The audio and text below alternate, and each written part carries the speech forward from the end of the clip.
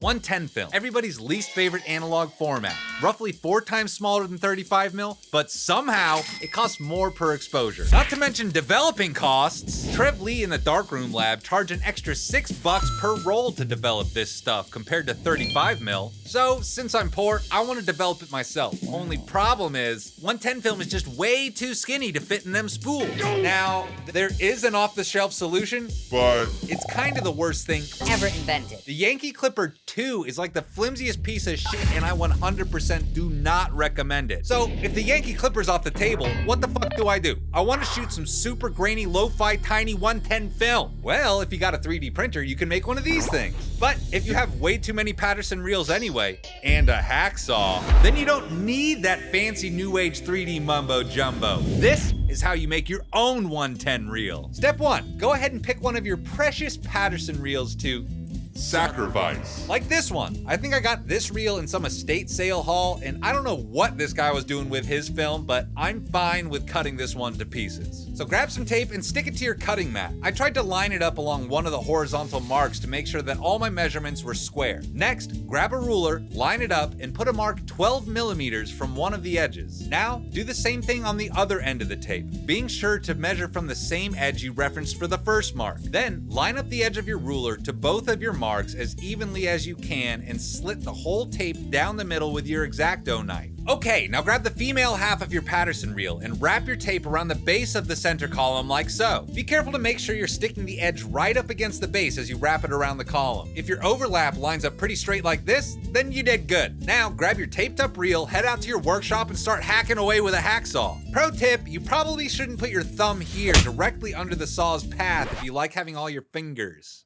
It would probably be safer to find a way to clamp this down to a steady surface, but I was just impatient. But I take no liability. Be careful not to cut all your fingers off, and beautiful! Now, don't throw away that offcut. We're gonna need that later. Now, when I put the two pieces together, the gap between them should be the perfect width for our skinny 110 film. But after cutting the reel in half, there's nothing holding them in place anymore. It's all jiggly. Lucky for us, that piece we cut off still has these little teeth to lock it in place. Only problem is, there's this big gap. So even with that offcut holding it together, the whole assembly still jiggles back and forth. That's why you're gonna need one of these black film capsules. If you ain't got one, go buy some film, affiliate links below. Anyway, pop off your top and measure about 1 centimeter from your lip. What are you doing? I'm talking about the film capsule.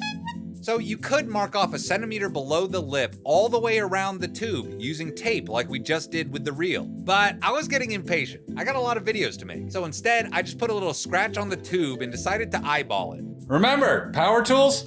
Safety first, Look, if you want to be super precise and build a jig to run this through your table saw or your band saw to get a perfectly squared up, straight level cut, then be my guest. As you can see, it's far from perpendicular, parallel, squared up, whatever. Well, I might need to come up with another method for cutting this. We'll see.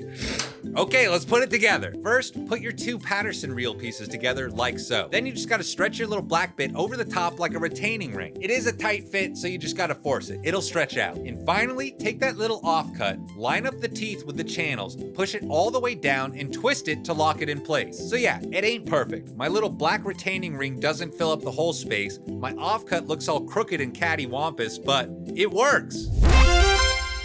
Now that we've at least filled up most of this space with the black piece, we've eliminated all of that slop. So how do you use this thing? Well, since it's made out of a Paterson reel, it fits perfectly in a Paterson tank. And the loading procedure works the same as with 35mm or 120 film. First, you gotta get your film out of the magazine. Now, since I wanted to reuse this magazine, once I finished the roll, I made sure not to advance it past the first X that shows up in the frame counter window. That way I could fish the film out of the magazine by grabbing this piece of the backing paper. If you don't care about bulk loading 110 film, then you can skip that step. But if you do, be sure to subscribe because that video is coming eventually. Next, go ahead and put all your stuff in a dark bag. You're gonna need your 110 film, a Paterson tank, and your modified reel. So get all that stuff in there, zip it up, and stick your arms in. Now that your film is in complete darkness, go ahead and twist it like so to crack it open and get the film out. In the magazine, there's film and backing paper. Your fingers should be able to tell the difference. If you're not sure, go ahead and try to rip both of them. The one that rips isn't the film.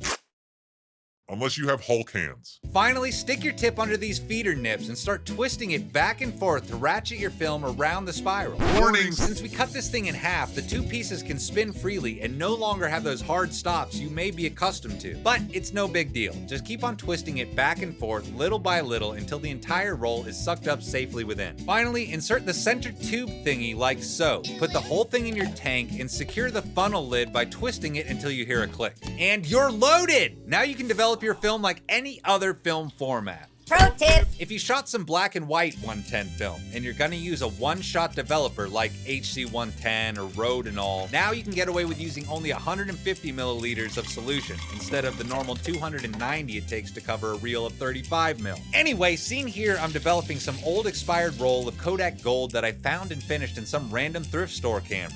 And would you look at that, we got pictures! I love developing found film. Getting a glimpse into these random people's lives is a little bit voyeuristic, but it feels good saving these memories that were lost forever, and now here they are living on my hard drive. If anyone knows these people, tell them to reach out. I'll send them high-res scans. I mean, if they want them. It is expired. Anyway, lucky for me, they left like 10 shots on the roll, so here's some random snapshots of life on the ranch. I really like this one. We're feeding Freckles the mule with his normal sweet feed that he comes and begs us for every day. We also got a couple cool pictures of the chickens. Really like this one with the 2 chickens and this weird random pink curlicue development mark doohickey. So what's the point? Why go through all the trouble building your own 110 reel just to develop some shitty pictures like these? Well, 110 can actually do pretty good. Sarah and I have made tons of good pictures using 110. Well, at least Sarah has. Here's a bunch of pictures we've made using our 110 Minolta Weathermatic, aka the Yellow Submarine. And especially with something as ridiculous as a good old-fashioned splash time, the lo-fi grainy look of 110 can really help the picture.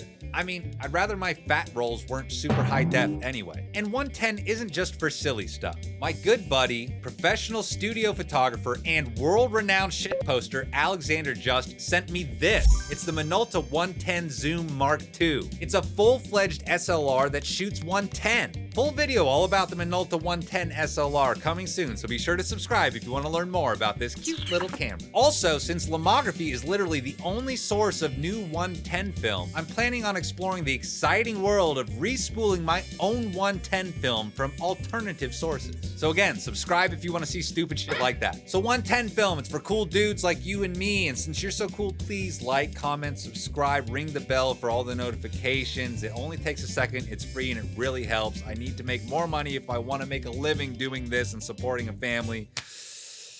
Thank you, Internet. I'm Nick. Guys, I keep telling you, join LoPresti Army. It's the best way to help the channel, and you get your name down here, so be cool like Spencer. Go to madebylopro.com. Give what you can today to help make analog fun again. Guys, I'm gonna be in Austin shortly after publishing this video, meeting Grainy Days and Caleb, and hopefully King Japes and Trev Lee, and oh my god, I'm gonna join the film Illuminati. If you're still here, tag Grainy Days in the comments so he knows that I have a lot of cool guys that watch my videos, and say something nice about me so that I have a lot of self-confidence to meet Grainy Days. If you're still here, say Bonesaw! Because I almost cut off my thumb for this episode. Yeah, anyway, I really gotta pee, so bye-bye, Internet. Thank you guys so much, bye. Okay, I did it.